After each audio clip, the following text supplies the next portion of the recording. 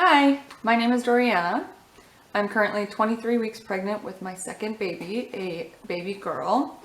I used to make videos on an older channel documenting my first pregnancy with my son when I was 16 years old. I don't have access to that channel anymore, so I have to start fresh, but I'll give a quick update on all of that. My previous pregnancy before I start talking about my current pregnancy. My son's father and I split up when I was about 15 weeks pregnant. He is still involved in his son's life. We have a good custody agreement, 1 week on, 1 week off. I'm now 23 years old. In November, I will be 24. I'm due in December. December 8th is the due date. I'm engaged to the baby's father. It's his first baby. It's my second baby, obviously. I feel bad because this is his first pregnancy experience, and it's been quite the awful one because I've been suffering from a condition called Hyperemesis Gravidarum.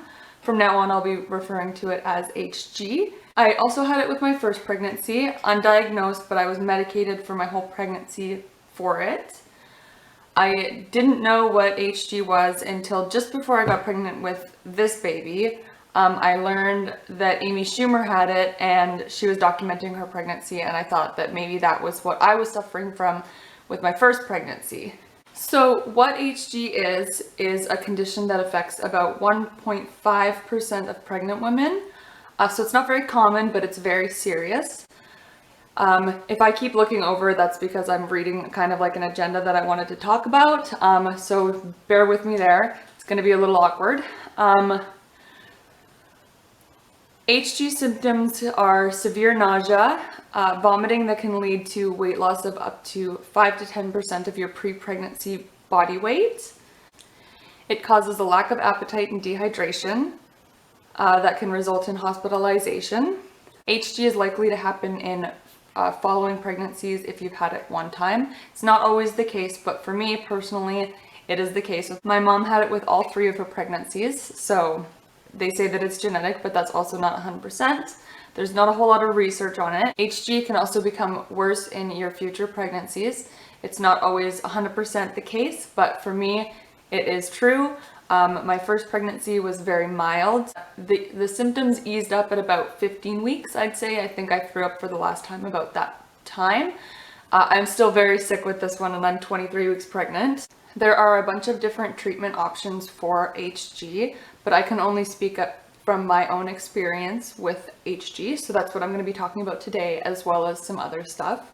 So yeah, I'm just going to get right ahead and start giving you a little bit of an update with my previous pregnancy. When I was pregnant with my son, I think the symptoms started about 5 weeks, and by the tail end of the 5th week, I was not functional. I was very sick. I thought that I had just had morning sickness that would just go away, but it didn't. I only went to the hospital a few times when I was pregnant with my son. That was lucky. Every time that I went to the hospital, they usually just gave me a shot of gravel in my hip and sent me on my way. By about 7 or 8 weeks, I had seen my OB, so she had prescribed me diclectin. Diclectin started to work probably a week or 2 after I started taking it, and then, like I said, by about 17 weeks I was pretty much in the clear. I felt normal and I was able to go back to work until I delivered, obviously. So it was less severe case of it, and I was lucky. I continued to be medicated the entire pregnancy because if I stopped taking the medication, I got sick again. By 17 weeks I had lost 30 pounds. After that point, I was able to gain back the 30 pounds and then gain 20 pounds on top of that.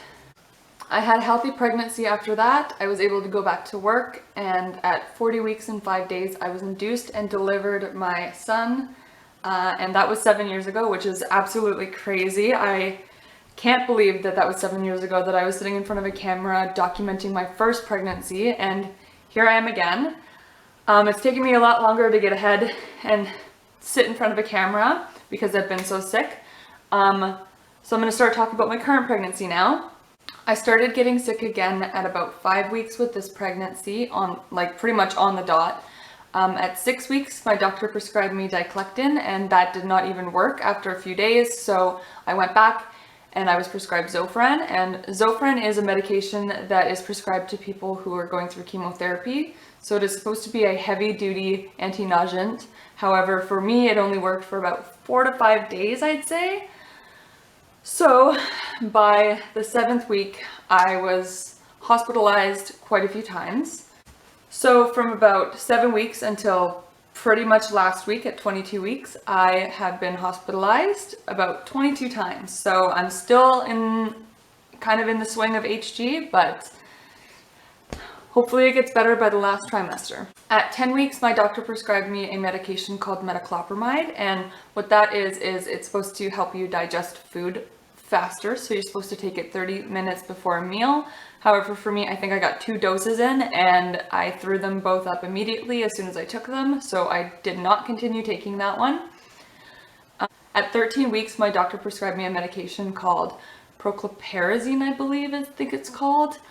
I had a pretty nasty drug reaction to that, a reaction called dystonia. I don't quite know how to pronounce it.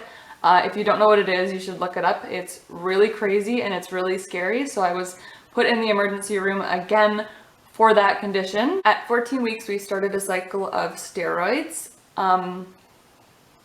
Amazingly, for the first 2 days, it worked. I felt pretty human again. I felt okay. I went out for breakfast with my parents and I had a cup of coffee and I drank a whole cup of water to myself, which was really impressive. If you don't know, with HG, a big thing is not being able to drink water. So I was really impressed and proud of myself for that. But like I said, for 2 days it worked. And then once we started tapering me down on my dose of steroids, the symptoms came back. So again, that didn't work. All of weeks like 7 to 17 were spent either sleeping, throwing up, or being in the hospital. Eventually, I ended up getting scheduled IVs for hydration and Zofran, which is basically they just put the drug right into my veins. I had some more relief doing it that way than just taking the Zofran tablet. I haven't needed it as much, but over the last couple weeks, my symptoms have started to come back, so I've needed them a little bit more, but I'm hoping that now I'm on the mend. Up until about 18 weeks, I had lost about 35 pounds. And now at week 22, I have gained back 5 pounds of that. The last couple of days have been more manageable, but HG will keep you on your toes for sure. I find that just one day makes the world of a difference, and even sometimes just 3 hours makes the world of a difference. It hits me in waves for sure. Now I'm on a higher dose of Zofran. I think that I'm having a little bit more relief, but like I said, I never really know what kind of day I'm going to have with HG. I still have not had much of an appetite and I still struggle daily to get in enough water. I have a few safe foods that I can eat, like chips, any type of chips. I can eat any type of cereal with milk and root beer. It changes often, and I'm only recently now becoming more comfortable to try different kinds of meals. But like I said, it's hit or miss because I never know if it's going to stay in or not. So I try to stay closer to the safe foods so I don't get too sick. So how have I managed? I have found comfort in an online support group, which is great. To have a group of women who are all going through the same thing or who have all gone through something similar is really amazing to have, especially when HG makes you feel quite isolated and alone. It's nice to have somewhere where you can post your problems and get some advice and get some comfort back and some support back. I have had a lot of help from my family and some support from my family, which has been amazing with my older son, especially for the times that I've been hospitalized or needed to be in the doctor's office or just been stuck on the couch because I can't move. It's been really nice to have family nearby and friends nearby to help me when I need it. Finding the right combination of drugs is really important. So having a doctor be on board who is willing to try whatever you're willing to try is super important as well. I got really lucky with my doctor who I can do my own research and then come to her and talk to her about it and then go from there. It's been really helpful for sure, because I know that a lot of women go through this and oftentimes they don't get treated properly. There's a lot of disbelief about this condition, so I think I'm lucky with my doctor. I've also been spending a lot of time watching Netflix, and recently we've switched to Crave TV, so I have more TV shows I can watch. I haven't been able to work since April, so I have had a lot of downtime for sure. I've also started knitting, so I've knit a bunch of blankets and a lot of hats for her.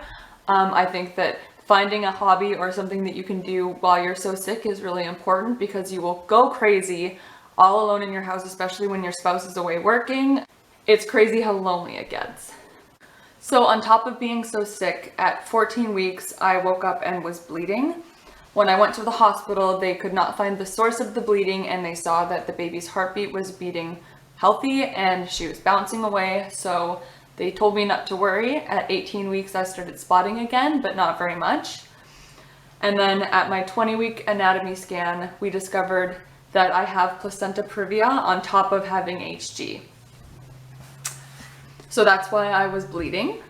So I'm now on kind of a lenient pelvic rest until October 10th, when I get my next ultrasound to see if my placenta moves. If my placenta does not move, I will need a C-section, which I'm worried about. I've never had a C-section before. So since 18 weeks, I've not had any bleeding or cramping or spotting or anything. I don't think that I've had any other complications with it. My doctor did say that 99% of people who have placenta previa, the placenta moves up out of the way of the baby, so they don't need the C-section. I still have a referral to meet a high-risk OB in the case that my placenta does not move. I'm really hopeful that it moves. I'm hopeful that HG clears up and I'm able to enjoy the rest of my pregnancy. It's nice that today I've had a good day so I can sit down and film this. I don't think I have anything more to update for this week. At the time of recording, I'm 22 weeks pregnant and 5 days.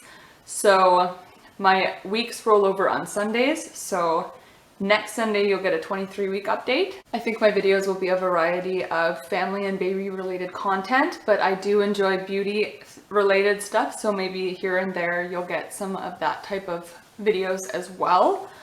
I don't really know how to end this video, so I'll just say that if you're suffering with HG or placenta previa or have any other complications, I just want you to know that it gets better for sure. I'm still kind of not better, but I'm hopeful that I will get better. And even if I don't, at the end of the pregnancy, I get a baby and it will all be worth it. And that's what's most important. So yeah, I will talk to you guys next week. Thanks for watching. Subscribe for more. Goodbye.